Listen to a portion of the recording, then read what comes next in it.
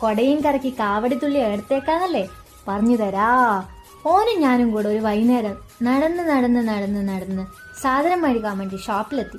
മേടിക്കേണ്ട സാധനത്തിന് പകരം ഞങ്ങളെ കണ്ടുപോകുന്നത് ബേക്കറി ബിസ്ക്കറ്റിലേക്കും മാങ്ങയിലേക്കും കിൻഡർ ജോയിലേക്കല്ലാന്ന്. പക്ഷെ സത്യം പറഞ്ഞ ഇതൊന്നും മേടിച്ചിട്ടില്ല കേട്ടാ. പിന്നെ ആടെ കണ്ട ഐസ് പെട്ടിയിൽ കുറച്ചേരം തലതാഴ്ത്തി നിന്ന് പെരുതി ഞാൻ ആ സാധനം കയ്യിലെടുത്ത് വീട്ടിലെത്തി പഴുവെടുത്ത് ടാസ്ക് തുടങ്ങാൻ നേരത്ത് ഓനൊരു ഇൻട്രോ പറഞ്ഞു.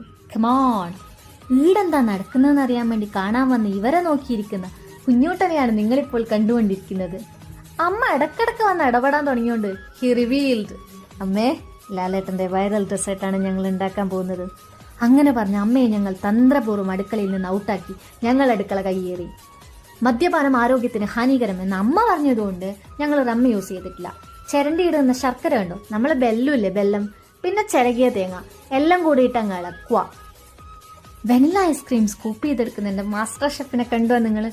എന്തൊരു കോൺഫിഡൻസ് അല്ലേ. ഞാനും നല്ല കോൺഫിഡൻസിൽ തന്നെയായിരുന്നു.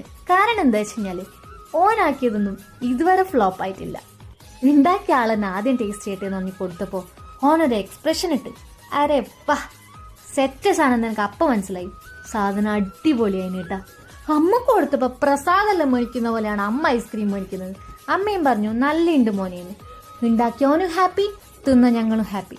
പക്ഷെ ഐസ്ക്രീം കിട്ടാത്ത എന്റെ കുഞ്ഞൂട്ട മാത്രം ഹാപ്പി ആയിരുന്നില്ല. That's all about viral dessert. Tata, bye bye.